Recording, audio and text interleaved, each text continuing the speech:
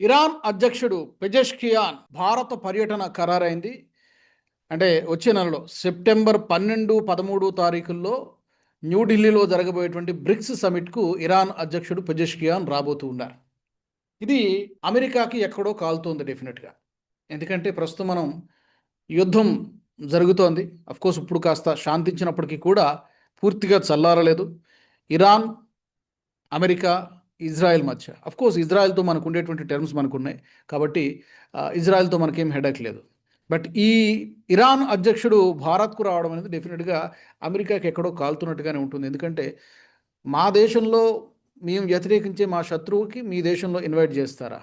Invite చేయడం అంటే పర్టికులర్గా ఆ దేశ అధ్యక్షుడు అని కాదు. బ్రిక్స్ సమిట్ జరుగుతోంది. 12, 13 తారీఖుల్లో బ్రిక్స్ సమిట్ జరుగుతుంది. బ్రిక్స్లో ఇతర దేశాలు కూడా సభ్య దేశాలుగా ఉన్నాయి. ఆ సమిట్కి హాజరు కావడానికి ఇరాన్ అధ్యక్షుడు వస్తున్నాడు. ఇది అఫీషియల్గా చెబుతున్నటువంటి రీజన్.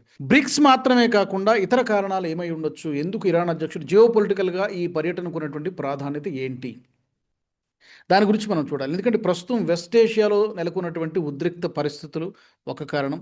అమెరికా ఇరాన్ సంబంధాల్లో నెలకొన్నటువంటి సంక్షోభము, స్ట్రైట్ ఆఫ్ హర్మూజ్ ఏ విధంగా బ్లాక్ చేయడము, దాని కారణంగా ప్రపంచవ్యాప్తంగా తలెత్తినటువంటి సమస్యలు, దీని గురించి కూడా చర్చ జరిగేటువంటి అవకాశం ఉంది. డాలర్ ఆధిపత్యానికి గండి కొట్టాలనేటువంటి ప్రయత్నం ఎప్పటి నుంచో జరుగుతోంది. అటు చైనా ప్రయత్నం చేస్తుంది. చాలా దేశాలు కూడా ఈ డాలర్ మీద డిపెండెన్సీ అనేది తగ్గించుకోవాలి, లేదంటే అమెరికా కొంప ముంచేస్తోంది అనేటువంటి విషయం ఈ రోజున చాలా దేశాలు రియలైజ్ అయ్యాయి. చాలా దేశాలు రియలైజ్ అవుతూ ఉన్నాయి.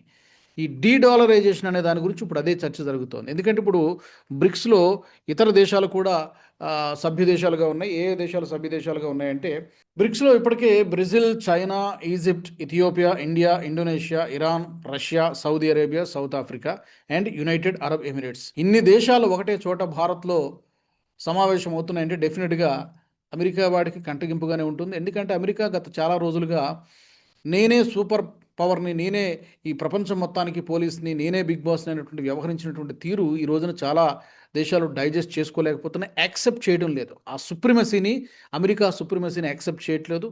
సో డెఫినెట్గానే ఇన్ని దేశాలు భారత్లో సమావేశం కావడం, అందులోకి ప్రస్తుతం నెలకొన్నటువంటి యుద్ధ వాతావరణం నేపథ్యంలో అమెరికాకి కంటగింపుగానే ఉంటుంది. దీంతో కేవలం బయటి ప్రపంచానికి కనబడేటువంటి కారణం బ్రిక్స్ సమిట్ అయినప్పటికీ కూడా దీని వెనక ఇంకా ఇతర చర్చలు చాలా జరిగేటువంటి అవకాశం ఉంది జియో పొలిటికల్గా అనేటువంటి చర్చ జరుగుతుంది. ఎలాంటి మెసేజ్ అమెరికాకి వెళ్తోంది తద్వారా అంటే బేసిక్గా 1-2 మెసేజెస్ మనం చూసుకోవాలి. ఒకటి, వాళ్ళు ఎలాగైతే చెబుతూ ఉన్నారో America make America great again, America first అనేటువంటి పాలసీ అమెరికా ఏ విధంగా అయితే తీసుకుంటుందో మనం కూడా అదే చెప్తున్నాం. India first policy, independent foreign policy. ఒకవైపు అమెరికాతో స్ట్రాటజిక్ పార్ట్నర్షిప్ మనకు ఉంటుంది, అట్ ద సేమ్ టైం రష్యాతో మనకు ఉండాల్సినటువంటి రిలేషన్ ఉంటుంది, ఇజ్రాయెల్తో మనకు ఉండేటువంటి రిలేషన్ ఉంటుంది. సో మా ప్రజలకు, మా దేశానికి ఏది అవసరమైతే అది మాత్రమే మేము చేస్తాం, ఆ ధోరణిలోనే మేము ప్రవర్తిస్తాం తప్పితే ఎవడో ఏదో చెబితే మేము తల ఉంచేటువంటి పరిస్థితి, పాకిస్తాన్ లాగా జీ హుజూర్ అంటూ బానిసలాగా బిహేవ్ అనేటువంటి పరిస్థితి ఈ రోజున, అలాంటి స్థితిలో ఈరోజు భారతదేశం లేదు అనేటువంటి ఒక ఇండికేషన్. నీకు ఇష్టం లేకపోతే మేము చెయ్యము అనడానికి లేదు. గతంలో కూడా అలాగే ఆంక్షలు పెట్టి టారిఫ్లు వేస్తామని బెదిరించి లొంగ తీసుకునేటువంటి ప్రయత్నం అమెరికా చేసింది. ఇప్పుడు కూడా అదే ప్రయత్నం చేస్తుంది. 100% టారిఫ్ అనేటువంటి ఒక అస్త్రాన్ని సిద్ధం చేస్తుంది.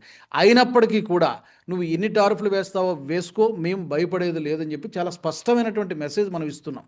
ఎక్కడ తల వంచడం లేదు. ఎందుకంటే టారిఫ్లు అనేటువంటి వెపన్ ద్వారా ఇప్పటికే భారతదేశానికి జరగాల్సినటువంటి నష్టం జరిగిపోయింది. ఇప్పుడు కొత్తగా జరిగేటువంటి నష్టం ఏమీ లేదు.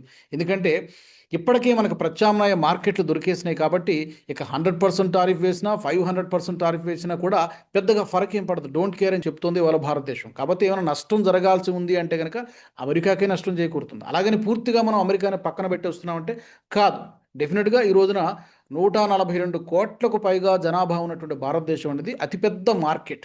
ఏ దేశానికైనా సరే, అది అమెరికాకైనా, రష్యాకైనా, చైనాకైనా వాడి తాలూకు ఉత్పత్తుల్ని లేకపోతే సర్వీసెస్ని భారతదేశంలో అమ్ముకోవాలంటే మనల్ని ఇగ్నోర్ చేయలేనటువంటి పరిస్థితి. అందుకని కమాండ్ చేసేటువంటి ప్రయత్నం అమెరికా చేస్తోంది. ఇది తల ఉంచేటువంటి భారతదేశం కాదు అని చెప్పి ఒక మెసేజ్ ఈ ఇరాన్ అధ్యక్షుడు భారతదేశానికి రావడము ఈ బ్రిక్స్ సమిట్ ద్వారా డెఫినెట్గా అమెరికాకి వెళ్తూ ఉంది. ఒకటే చెప్తున్నాం, ఇండియా ఫస్ట్ అనేటువంటి పాలసీనే మేము ఫాలో అవుతున్నాం.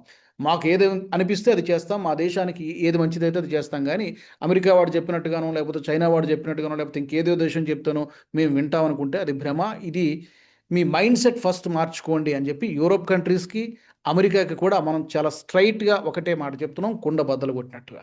చూద్దాం మరి పెజెష్కియాన్ వచ్చిన తర్వాత ఇంకా ఏమేమి డిస్కషన్స్ జరుగుతాయి, ఎలాంటి ఒప్పందాలు కుదురుతాయి, ఇవన్నీ కూడా మనం రాబోయే రోజుల్లో చెప్పుకోవాల్సి ఉంటుంది. ఈ వీడియో మీకు నచ్చినట్టయితే లైక్ చేయండి, 10 మందికి షేర్ చేయండి, అలాగే కామెంట్ల రూపంలో మీ అభిప్రాయాలను మాతో పంచుకోండి. Nationalist hub group of channels ను సబ్స్క్రైబ్ చేసుకుని తెలుగునాట జాతీయవాద జర్నలిజాన్ని ప్రోత్సహించండి. ఈ వీడియో కింద ఉన్న బెల్ ఐకాన్ పై క్లిక్ చేయడం మర్చిపోవద్దు.